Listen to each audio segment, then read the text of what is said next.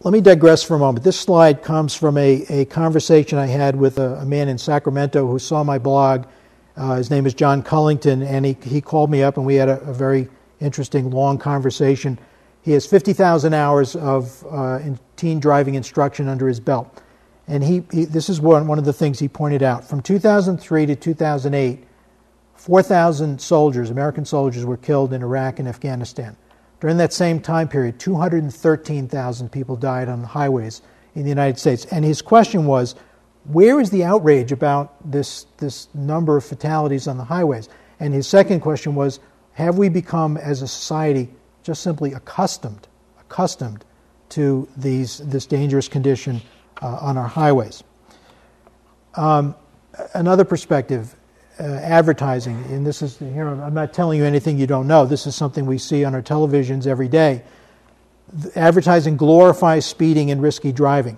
We see a car plow through a plate of glass, does a 360, spins perfectly into position, not a scratch. Or it weaves through downtown traffic, no consequences, no problem. Sharp turns on mountain roads with 2,000 feet of exposure on the side, or 0 to 60 in X seconds.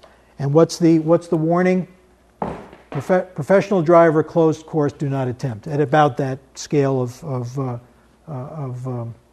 size of the type.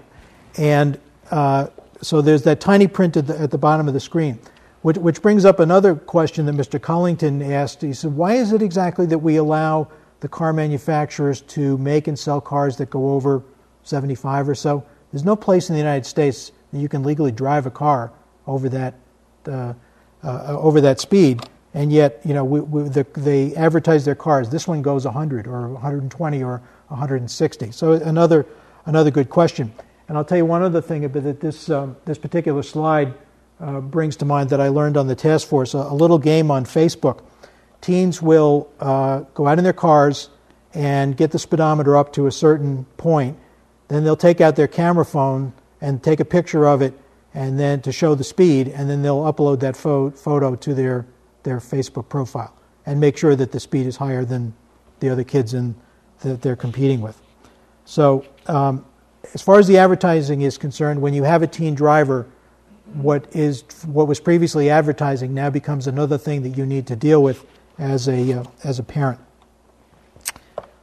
Okay, remember that slide about average chances of fatalities and risk. 1 in 4,300 for fatality, 1 in 30 for a crash. Those are averages. When you introduce other factors that increase the risk, it becomes a greater risk, and at some point it becomes almost a certainty, almost a 1-to-1 that there's going to be a serious crash. Impaired driving, alcohol or drugs, distracted driving, electronic devices. The most recent research says that texting while driving is 23 times more likely to cause a crash. Speeding, racing, misconduct, fatigue, night driving, bad weather, joyriding, passengers, or any combination of these, and suddenly those statistical averages start to come out in a very different part on the scale. I would suspect that most of the adults here, like myself, learned to drive in the 70s or 80s. Please understand that driving today is very different than it was when we were learning to drive. There are more drivers on the road. There are more teen drivers. There are more cars on the road. There is greater congestion. And it is true that cars in many ways are safer, or at least if you buy the safety features, but there are also more distractions. The biggest one, of course, being electronics.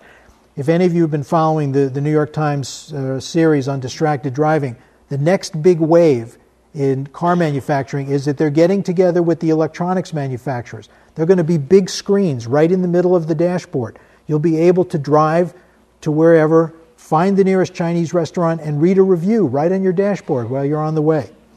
So again, the explanation of the car companies is, well, it's a matter of individual responsibility, and the response to that is try telling that to the families of people who have been struck by distracted drivers. When the task force was considering its changes, we solicited public comment. We got a lot of emails, most of which were supportive, but a couple that raised objections, and I just want to share these with you. So the first three are emails that were actually sent to the task force. While the intention of changing the law is to reduce the incidence of horrific accidents that maim or kill multiple teens, the fact is that teens need to rely on each other for transportation, and these laws would cause a huge inconvenience.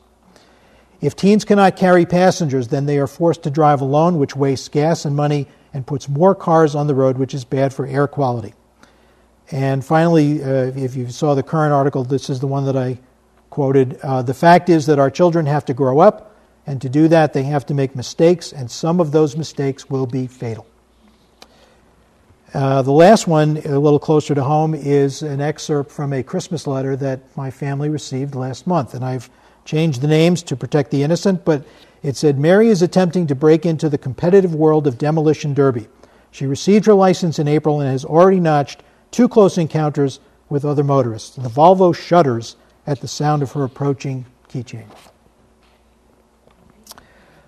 One of the common complaints that I hear from parents and teens about the core aspects of teen driver laws, the curfews, the passenger restrictions, the ban on electronic devices is, well, the police don't enforce it. How bad can it be if the police don't seem to care? My advice is to put that out of your mind. First thing is to recognize that the police have one hand tied behind their back when it comes to enforcing the teen driver laws, because they cannot stop a vehicle based on their perception of the age of the driver. That's a form of profiling. It's a violation of the Constitution. So recognize that parents and schools are the frontline enforcers, almost to the exclusion of the police. The police can help, but as adults, we are role models for our teens. We are the primary enforcers. We are the ones that get to see the teens getting into the car, and so it really is our responsibility. And as an aside, just because the laws are hard to enforce doesn't mean that the state should not set a safety standard.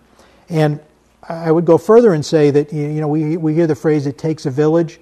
I would think in the area of teen driving, if you see, as a parent or a school administrator, if you see a teen, not your kid, you see any teen doing something dangerous, I hope you won't feel it's not appropriate because it's not my kid. That kid is going on the road with you and your family, and I think we all have a responsibility to watch out for everybody else's kids, because it's all of our safety that is at risk.